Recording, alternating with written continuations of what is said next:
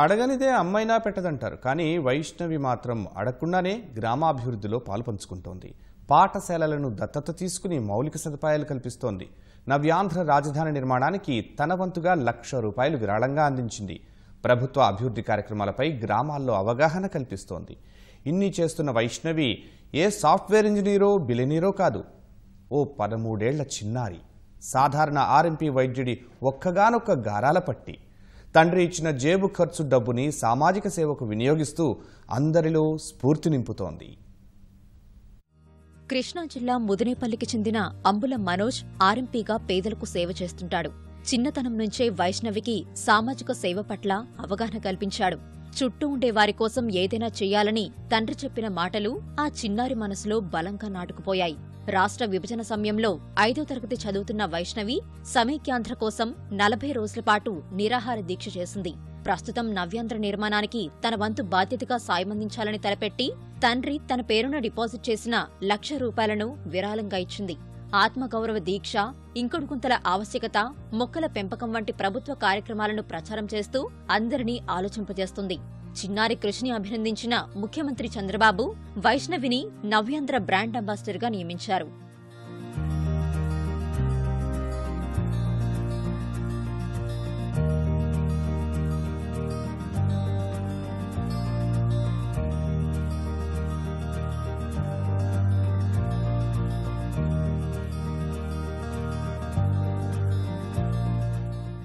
సమైక్యాంధ్ర ఎలాగూ దెబ్బతిన్నాం, మన రాష్ట్రాన్ని మనం అభివృద్ధి చేసుకోవాలనే ఆశతో నాకున్న కొంత ఆస్తిలోనే కొంతైనా ఖర్చు పెట్టి 2 స్కూల్స్ దత్తత తీసుకోవడం, ఇంకుడు గుంటలు తవ్వించడం, మొక్కలు నాటే కార్యక్రమాలు చేయించడం, ఇలా చేస్తూ ఉంటే నాన్న మనం ఇక్కడ చేయడం కాదు, మనం ఈ ఊరిలో చేస్తే ఈ ఊరు వరకే ఉపయోగపడుద్ది, అమరావతికి చేస్తే ప్రపంచం అంతా ఉపయోగపడుద్ది. కాబట్టి నా బిడ్డని అన్నందుకు తనకున్న ఫిక్స్డ్ డిపాజిట్లు కూడా ఇచ్చేసి అమరావతికి హెల్ప్ చేయాలని నేను నా బిడ్డ దృఢమైన సంకల్పంతో పూర్తి సహకారం అందిస్తూ అమరావతికి కొన్ని 100 కోట్లు మనం గిఫ్ట్లుగా తయారు చేసుకోవాలని మా ఆశ. మన పాకెట్ మనీతో మన అమరావతిని అభివృద్ధి సాధిద్దాం అనే సంకల్పంతో నా చదువు కోసం దాచిపెట్టుకున్న ఫిక్స్డ్ డిపాజిట్స్ని కూడా ₹1,00,000 అమరావతికి ఇవ్వడం జరిగింది. ఇంకా 2 lakhs ఇద్దాం అనుకుంటున్నాను. ది మెయిన్ కాన్సెప్ట్ ఏంటంటే ప్రతి ఒక్కరు ఎవ్రీ స్టూడెంట్ ఇలా తమ పాకెట్ మనీని వేస్ట్ చేయకుండా ఇలా దేనికో దానికి యూజ్ చేయాలి, మన అమరావతిని, మన క్యాపిటల్ని మనం డెవలప్ చేయాలనేదే నా ఆశ. నేను మా డాడీలానే డాక్టర్ అవుదాం అనుకుంటున్నాను. డాక్టర్ ఇంకా ప్రజలకి ఇంకా సేవ చేయాలనేదే నా కోరిక.